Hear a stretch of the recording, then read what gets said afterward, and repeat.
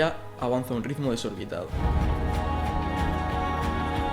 Hoy en día no ha de extrañarnos que al poco de comprar un teléfono móvil, un ordenador, una tablet o cualquier otro, aparezca un modelo nuevo y superior al que habíamos comprado.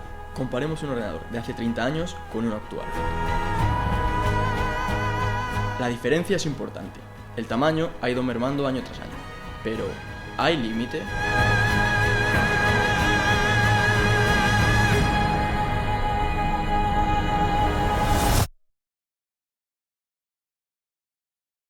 Estamos aquí con José Pozas, profesor del ICAI de física y bueno, de algunas asignaturas más. Proceso digital de señal, sistemas de comunicación. Vale, o sea que eres un profesor de telecomunicaciones en el ICAI y además has trabajado en varios proyectos de criptografía cuántica soportados sobre fibra óptica, que bueno, ahora hablaremos sobre todos estos temas. Y bueno, hemos invitado a José para que nos cuente un poquito sobre el ordenador cuántico. Este modelo de computación que se está hablando ahora mucho, que la gente le interesa bastante por el hecho de las capacidades que nos ofrece. Y bueno, pues José, sin más dilación vamos a empezar a hablar de por qué un ordenador cuántico. Sí, bueno, hay problemas que tienen una complejidad muy alta para ser ejecutados en un ordenador clásico.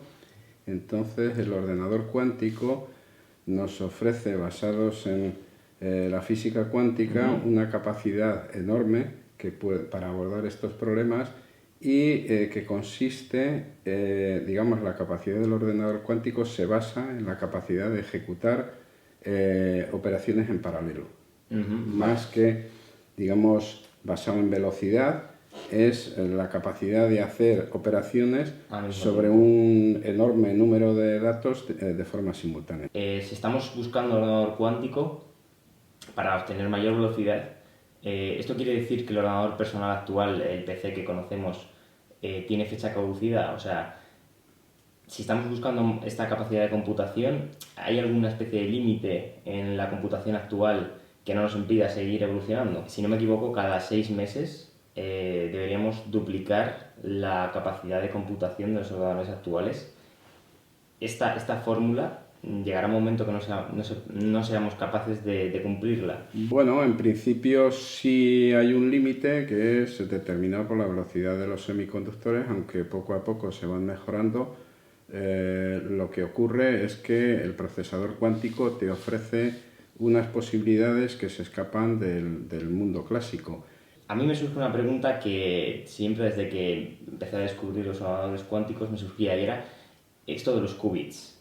O sea, ¿qué es exactamente un qubit? Bueno, que vamos a hablar también directamente ya de cómo funciona un ordenador cuántico porque es la duda, ¿no? O sea, si un ordenador normal trabaja en ceros y unos, son dos opciones y pues a base de eso hacemos unas operaciones lógicas y computamos, un ordenador cuántico, ¿cómo realiza esta misma función? ¿Cómo es capaz de computar con qubits? Claro, el ordenador cuántico, lo que ocurre es hay dos fundamentos de la física cuántica, que son la superposición y el entrelazamiento, lo que se conoce en inglés como entanglement.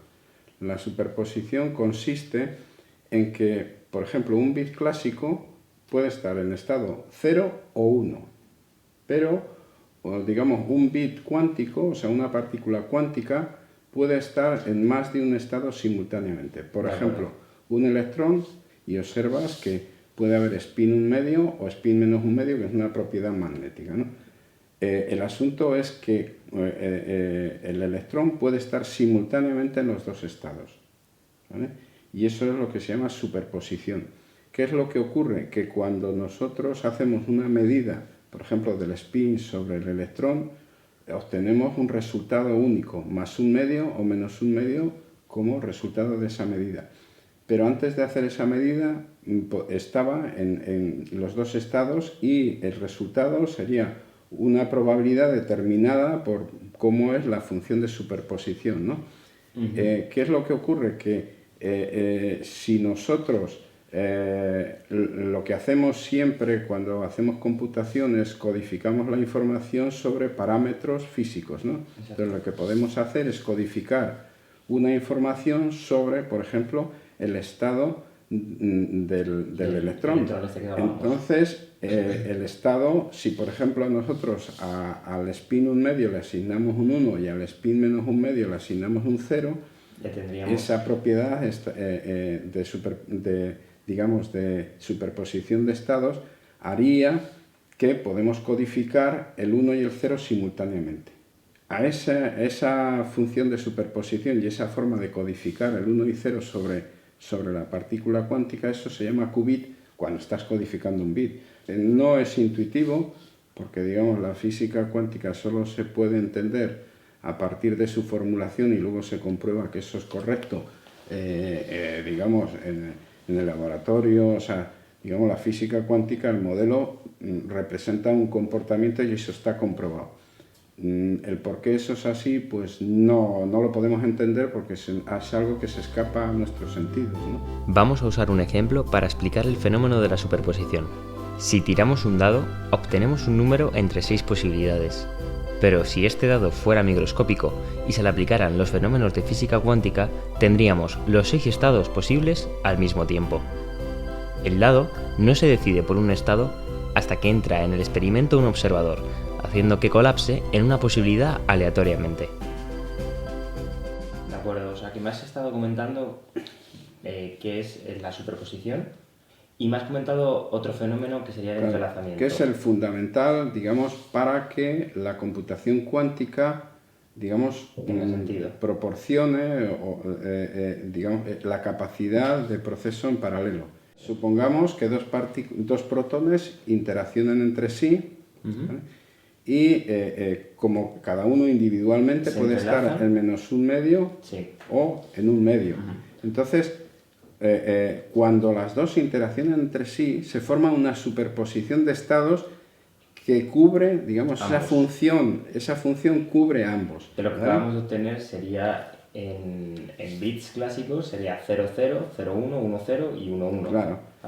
Ya tendríamos entonces ahí tienes la combinación de 2 bits, pero que están almacenados todos sus estados simultáneamente en esas dos partículas.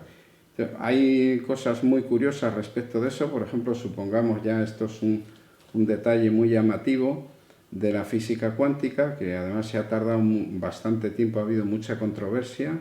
De hecho, Einstein con otros colegas establecieron lo que se llama la contracción EPR, ¿no? Einstein, Podolsky y Rosen, que decían que eso era imposible, ¿no? Que eso era un defecto de la definición de la física cuántica, ¿no? Y hasta el año 82 no se descubrió en el laboratorio por Alain Aspect, un francés, que efectivamente esto que hemos contado de la superposición de estados, del entanglement de las dos partículas, era correcto. Si el spin global de las dos partículas es menos 1 o 1, cuando medimos una, la otra instantáneamente, si la medimos, sabemos con seguridad que es menos un medio. O sea, ambas partículas se han comunicado.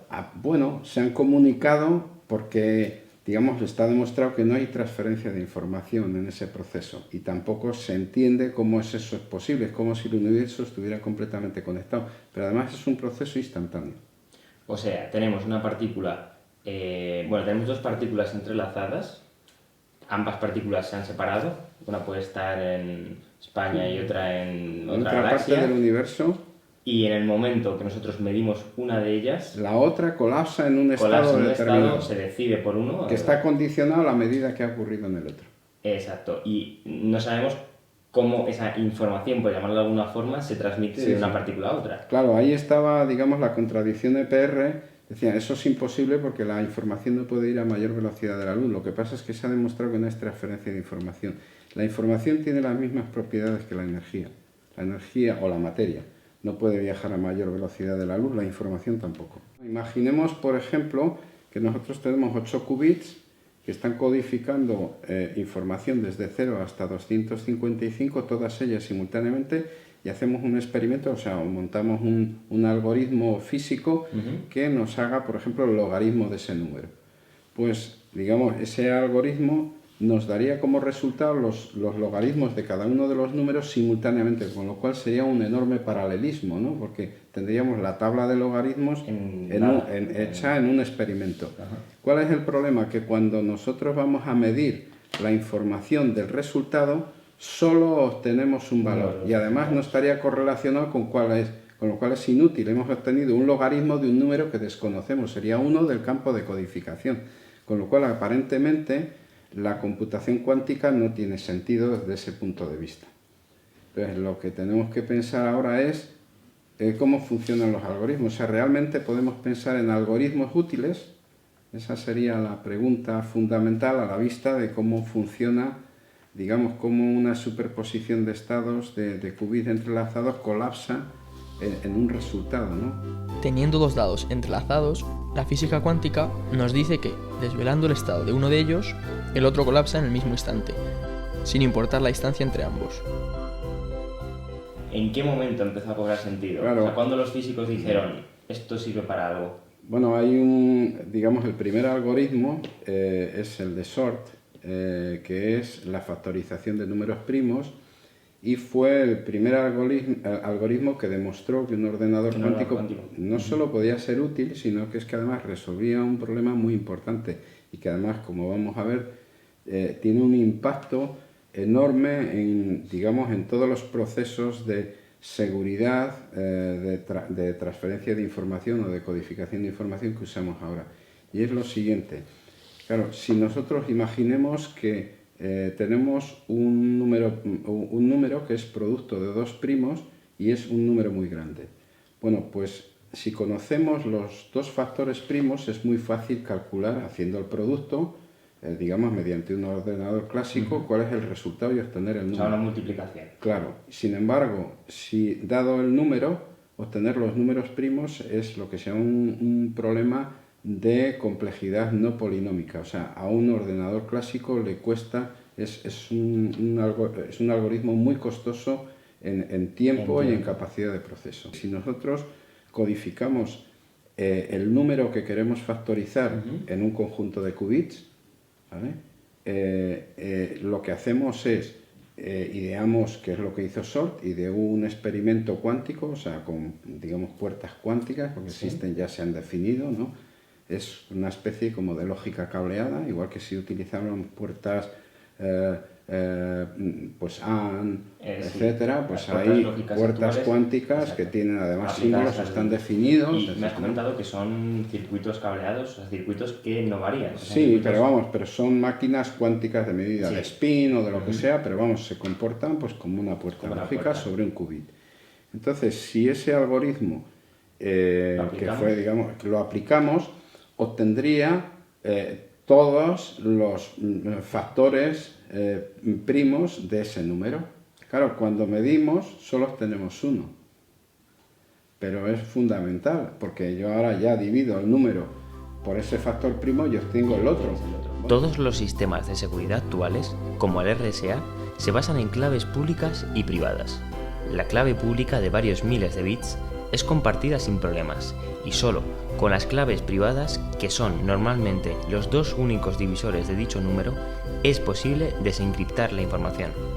Con el algoritmo de Shor y un ordenador cuántico, introduciendo la clave pública, obtendremos instantáneamente uno de los dos divisores.